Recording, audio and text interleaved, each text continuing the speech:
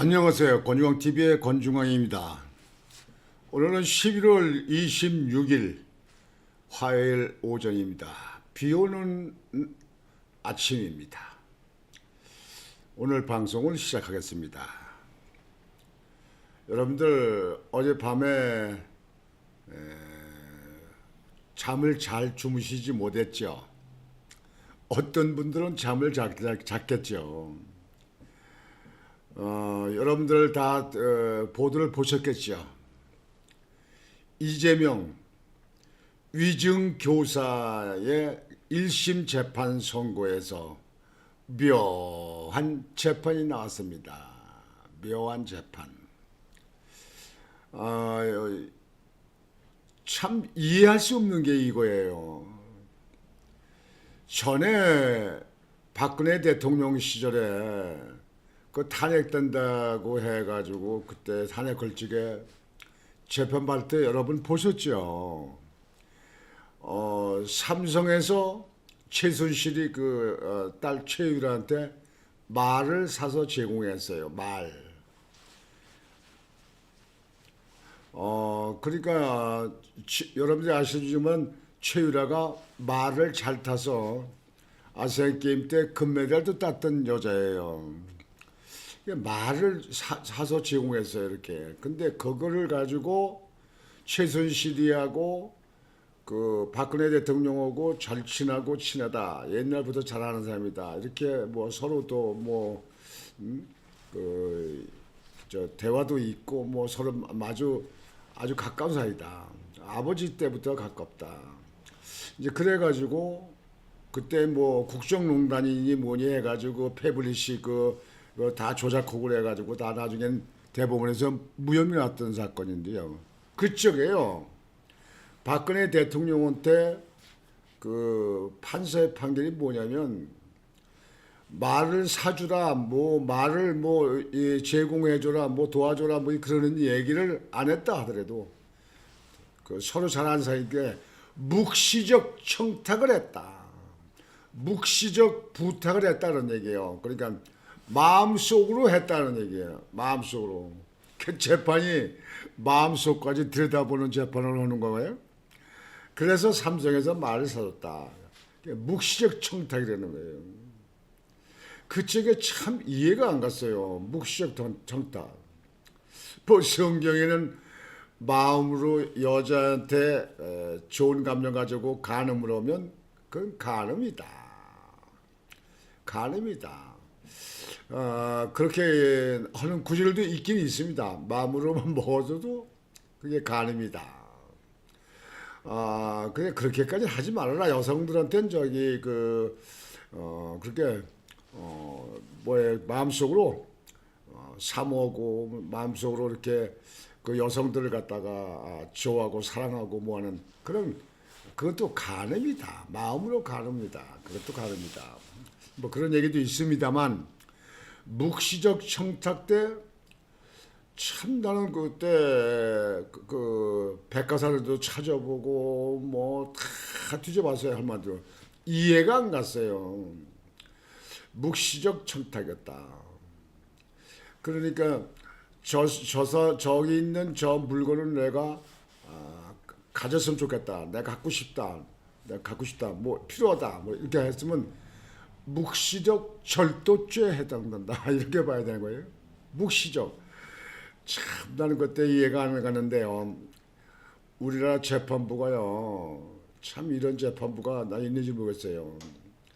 왜 그러면 이번에 결정하냐면요. 아니 무죄로 나온 거 가지고 제가 그러는 게 아니에요. 이 재판 결과를 보세요. 김진성 씨라고 전에 성남시장 했던 사람의 수행 비서가 있었어요. 이 비서가 그때 이재명이 성남시장으로 선거 나오고 뭐고 하면서 그쪽에 이야기하는 중에 내가 검찰이요 이렇게 검찰을 사칭했다는 거 이 문제거든요. 내가 검찰이요. 이 검사요. 뭐 이렇게 사칭했다는 얘기죠. 그걸 가지고 이제 재판이 되는데요. 그쪽에 이 김진성 씨한테 텔레그램으로 해서 법원에 제출하는 그 자료도 보내주고 이재명이가 전화도 했어요. 전화를 한 것도 뭐 자꾸 뭐라고 이렇게 전화로 얘기하니까 이 김진성 씨가 전화를 듣고 나는 그 기억 없는데요. 저는 그건 모르겠는데요. 기억 없는데요. 막 그러니까 잘 생각을 해봐. 그때 이런 일이 있었잖아. 이렇게 그러면 자꾸 이렇게 얘기를 한 거예요. 뭐 유도식으로 하고 자꾸 이렇게 묵시적으로 진짜 묵시적으로 이렇게 좀 이렇게 알려주려고 했던 거죠. 그렇게 했던 사안. 이런 사안을 그런데 결과는 어떻게 되냐? 이 김진성이는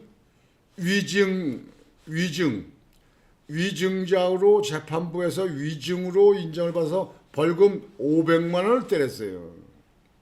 근데 위증이라고 하면은요, 누가 그 위증하도록 한 그 동기가 있을 거 아니에요. 그게 이제 위증 교사가 이재명의 관계니까 이재명이를 위증 교사로 검찰에서 3년간을 그 녹취록이 뭐니 이러고 다 이거 증거돼 가지고 3년 구형을 때린 거예요. 그래서 많은 사람들은 이건 똑부러지게 이렇게 나왔기 때문에 이건 형을 받을 거고 유죄를 받을 것이고 어쩌면 법정 구속도 가능하다 이렇게 생각을 했던 거예요. 근데 이 김진성이는 위증이 맞아. 그래서 그럼 500만 원을 때렸어. 그것도 반성의 의미가 있고 뭐 저 사람이 고분고분하고 이렇게 하니까 500만 원 정도 때렸다 이거예요. 적게 때렸다는 얘기죠.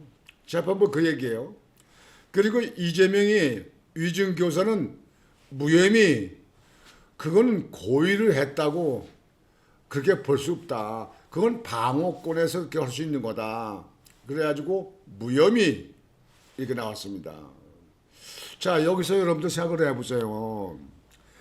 위증자가 있으면 위증의 동기가 있을 거 아니에요. 물론 본인이 생각하고 본인이 결정해서 한 것도 있겠죠. 위증이 있겠죠. 근데 거기에 이 건은 위증 교사로 해서 검찰이 같이 걸은 거예요.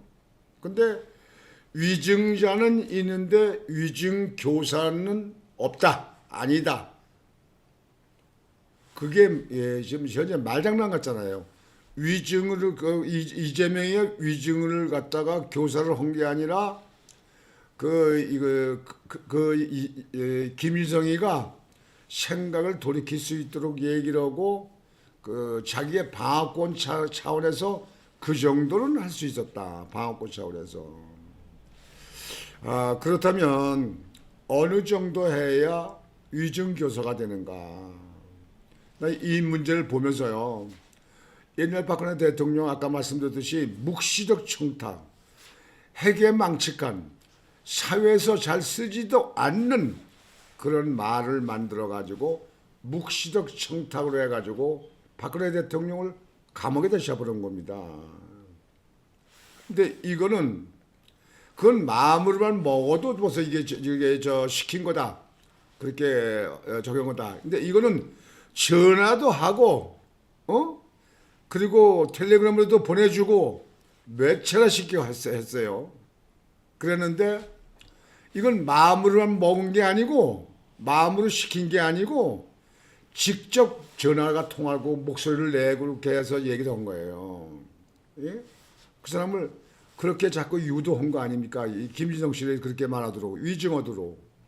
근데 이재명이는 그건 방어권이지. 그거는 그 위증 교사가 아니다. 무죄. 이렇게 되는 이 판단이 재판이 이 판결이 법과 양심에 따라서 한 겁니까? 양심? 이 사람 판사가 뭐 전라도 광주라고 그러더라고요. 어느 지방을 특색을 말하고자 하는 건 아닙니다. 근데 지방을 말하는 건 아니지만 투표를 하면 거의 90%가 민주당 저 찍잖아요. 민주당 아니에요. 오죽하면 전라도에서 지방의원들, 기초의원, 광역의원들 거기에 670명이나 되는 중에서 국민의힘 여당은 단 한 명도 없다는 거 아니에요. 전라남북도 광주에서요. 그렇기 때문에 거기는 거의가 다 민주당 그 텃밭이고 민주당 일색이다 그런 얘기예요. 거기 출신이다. 그러면 이런 걸 생각을 할 적에 어떤 마음이 들겠습니까? 이것도 묵시적 판단인가요? 아니 위증자는 저기 있는데 위증 교사로 시킨 사람은 전화통화도 하고 텔레그램도 보내고 다 하는데 무죄다. 난 100번 생각해도 이해가 안 가요. 여러분들은 어떻게 생각하십니까? 물론 이제 이번으로 끝난 게 아니고 우리는 3심 제도니까요. 이제 고등법원에서 2심이 있잖아요. 그거는 이제 검찰이 이거는 부적합하다. 이건 인정할 수 없다 해가지고 다시 항소를 한다고 그러니까 항소를 하게 되면 2심의 재판이 또 이루어집니다. 그 2심은 또 재판부가 바뀌니까 뭐 어떻게 될지 모르지만 재판부가 바뀌어서 또 이렇게 바뀌고 이런 판사는 저렇게 나오고 저런 판사는 이렇게 나오고 하는 그런 재판부라면요. 우리나라 재판부 다 없애버리고 외국의 미국이나 영국이나 프랑스나 선진국에서 재판관을 우리나라로 취업을 시켜서 재판관을 외국에서 취업시켜서 외국 사람들은 그러면 정당에 가입 안 하게 됐고 한국에 대해서 어떤 저기가 없으니까 법과 양심에 대해서 판단할 거 아니에요. 뭐 이 당 저 당 따지지 않고 이 동네 저 동네 따지지 않고 할 거 아니에요. 외국인들은. 이 재판부가 이렇게 되면요. 이 사회에 악이 많이 생기고 사회가 혼란스럽습니다. 그래서 이 재판부 이 법과 양심에 따라서 했다고 인증 못하는 사람네들은요. 이 판사를 집어내서 뺏겨야 돼, 못 뺏겨야 됩니다. 이건 국가가 혼란스럽고 국민이 공정한 사회에서 살 수가 없잖아요. 이 사회 복잡한 사회에 어떤 그 CCTV가 걸리면 최고의 보루가 재판 아닙니까? 근데 재판부가 이렇게 왔다 갔다 하면 되겠습니까? 박근혜 때 묵시적 청탁이라도 그 난리를 나고 그냥 그때도 저기 했는데요. 아니 마음으로 먹었다. 이렇게 보기만 해도 마음으로 시켰다. 도와주라고 시켰다. 마음으로 묵시적. 이거는 위증자는 있는데 전화도 하고 텔레그램도 보내주고 뭐 이렇게 몇 번씩 이렇게 설득적으로 얘기하든지 뭐 이런 식으로 얘기를 했는데 묵시적 아니 그거는 위증 교사는 아니다. 무죄다 무혐의다. 방어권이다. 그러면 앞으로요 이 조폭들이 싸우잖아요. 조폭들이 그 싸웠을 적에 그 누구를 어디 폭행을 해서 어딜 갖다 다쳤어요. 거기 옆에 있던 증인이 있어. 옆에 있던 사람이 있어. 근데 이 폭행하는데 우리나라는 재판이 증거제일주의 아닙니까? 그러니까 이 조폭이 이 옆에 있던 그 증인 사람을 갖다 나중에 전화를 내든지 만나서 너 내가 때리기 전에 저 사람이 먼저 때렸고 내가 때린 게 아니다고 얘기하는데 얘기해 안 하면 너 아주 그냥 두지 않아. 네 집안 식구 그냥 두지 않아. 이렇게 했다. 그럼 이건 방어권이다. 이거는 이 증인이 볼 수가 없다. 방어권 차원에서 이 사람이 조폭이 한 거다. 이렇게 판단하게 된다면 이것도 가정이지만요. 이게 되겠습니까? 이게 되겠습니까? 이게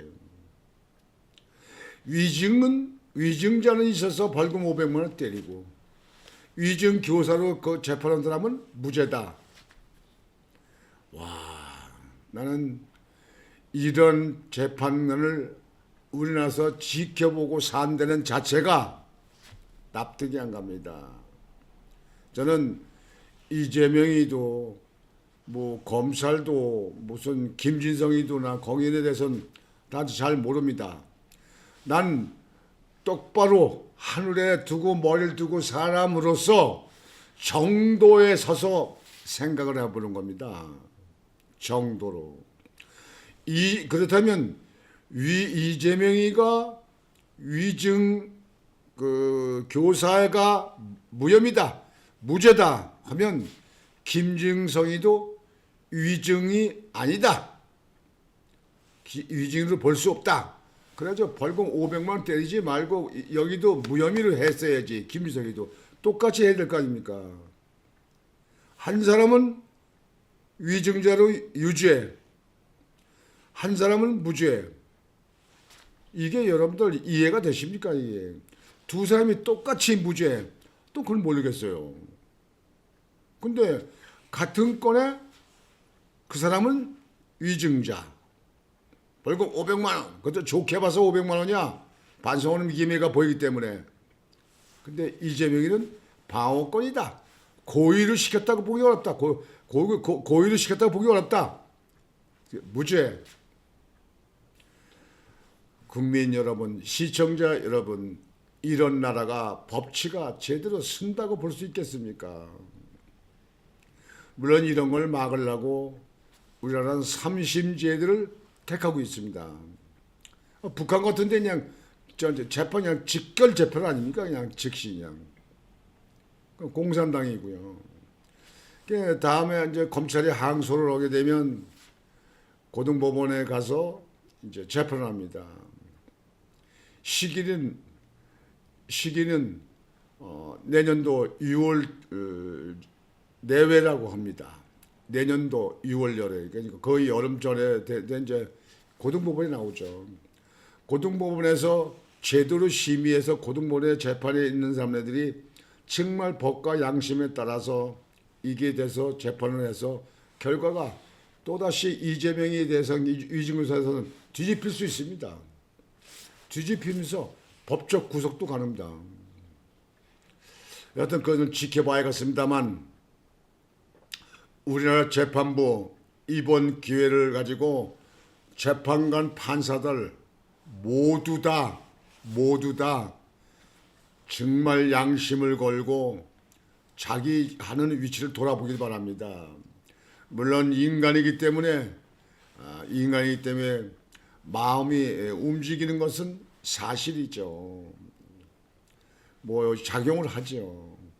그러나 힘없고 약한 자들에게는 그 판결을 갖다가 강하게 그냥 저기 하고, 뭐 정치인이다, 뭐 유명인이다, 뭐 이런 사람들에 대해서는 그거를 좀 감해시켜주고 그걸 좀 이렇게 좋게 보고 판단한다고 그런다면 재판부는 썩었다고 봅니다. 썩었어. 아주 문적 썩었어요. 그 썩으면 어떻게 됩니까? 몽창 싸서 다 쓰레기 통에다 버려야죠. 쓰레기 통에 버려야죠. 그 썩은 거 두면 뭡니까? 그래서 이번 재판에 대해서는 저하고 직접 관련은 없지만 재판부는 공정하게 하길 바란 거예요. 저는 죄인은 죄로 다루라. 재판을 아주 빠른 시일 내에 아주 재판을 갖다가 이 사회악을 시키는 사람들은 중형으로 때린다. 지식인이고 또 법을 공부한 사람이 죄를 지게 되면 저 중형으로 때려야 된다고 생각합니다. 왜? 법을 모르는 사람들, 그런 일반 서민들 같은 사람들은요, 법을 모르기 때문에 법을 피해갈 줄도 모르잖아요. 그러나 공부를 많이 하고 법을 공부한 사람은 그걸 피해가는 것도 알고 있잖아요. 그런 사람들은 죄가 있어서 재판을 받을 적에 죄로 유죄로 인정이 되면 중형을 때립니다. 더블로 때려요. 더블로. 그래야 이 법을 이용해 가지고 약한 자를 갖다가 이용해 가지고 자기의 이해득실에 대해서 자기의 이득을 위해서 그런 문제를 만들지 않는다는 얘기예요. 많은 이런 데서는 알만도 한데요. 우리나라 이상하게요. 이 정치적으로 모은 사람들은 그냥 좀 이렇게 뭐 실질 끌거나 좀 봐주기나 이렇게 하는 거가 많지 않냐 보고 싶어요. 그리고 이 판사에 따라서 말이죠. 다른 거. 박근혜 대통령이 여러분들 뭔 죄가 있었어요? 대부분의 판사 나왔는데 돈 모은 게 있습니까? 뭐 무슨 국정농단 한 건 뭐 있었습니까? 뭐가 있었습니까? 그랬는데 3년 7개월이나 구속돼서 영장에 살았다. 이런 재판부가 무슨 재판입니까? 묵시적 청탁. 이거는 위증은 있었지만 위증교사는 아니다. 대한민국의 신조가 또 탄생됐습니다. 모레는 판사의 결정에 따라서 이렇게 신조가 탄생됐습니다. 이거는 정말 우리나라 젊은이 자라는 젊은 세대를 위해서 옳다고 볼 수 없습니다. 바람직하다고 볼 수가 없습니다. 한심하고 한심한 이 나라. 그리고 이거 보면은 참 우리나라 사법부도 도대체가 믿을 수 없고 검찰 쪽에서도 많은 사람이 밀 수가 없고 정치인들은 더군다나 밀 수가 없고 참 이 나라 이거 이래서 되겠습니까? 이게 되겠습니까? 한심합니다. 한심해서 그런지 이 겨울에 눈이 오면 눈이 올 텐데 오늘 비가 오잖아요. 비가 와요. 하늘도 그러는 것 같아요. 제 생각입니다만. 야, 대한민국이 어쩌다 이렇게 썩었냐. 참 이 고얀 사람들이구나. 에휴, 내가 답답하고 내가 한심하구나. 그래서 비를 주룩주룩 비를 내리는 것 같아요. 비를 내리는 것 같아요. 이 재판 판사의 그 판결에 따라서 얼마나 가슴 앓고 얼마나 속상하고 얼마나 화가 나는 사람들이 많이 있겠습니까? 또 그쪽에서 무혐의 받은 사람 이재명의 그 측근들은 아주 난리가 났겠죠. 아 이게 유죄로 받을 것 같았는데 이게 무죄라는 거예요. 그러니까 그쪽에서는 야 이거 아주 로또가 맞았구나. 하늘에서 그냥 별이 떨어졌구나. 그 사람들은 신났다는 거 아니에요. 근데 그게 정당합니까? 이게 정당해요? 위증은 했는데 위증교사는 아니다. 전에요 이 건에 대해서요. 그때 구속 적부심 할 적에 유창훈 판사가요. 그거 소명이 된다. 유증교사의 소명이 된다고 말을 했어요. 그러나 그 국회 대표고 뭐니까 뭐 도주 우려가 없다 해가지고 그 체포 동의안 기각시켰어요 그걸. 그때 구속이 안 된 거 아닙니까? 유창훈 판사가 그때 위증 교사로 인정이 된다 그랬다니까요. 소명이 됐다고 그랬어요. 여러분들 인터넷에 찾아봐요. 그런데 이번에 이 판사는 위증 교사를 볼 수 없다. 고의를 시켰다고 볼 수 없다. 그건 방어권이라고 볼 수 있다. 방어권에서 그렇게 할 수 있다. 그렇게 말하면요.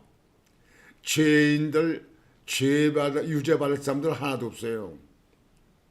아유, 내 몸 지키기 위해서, 내가 손해 안 보기 위해서, 내가 이득 보기 위해서, 그거 다 방어권으로 한 거 아니에요? 그리고 고의로 시킨 거 아니잖아요? 뭐 고의로 시킨 사람들은 별도로 뭐 건이 있겠죠. 이래서 사회가 되겠습니까? 사회는 만인의 평등이 되어야 됩니다. 이 재판은 만인의 평등이 되어야 됩니다.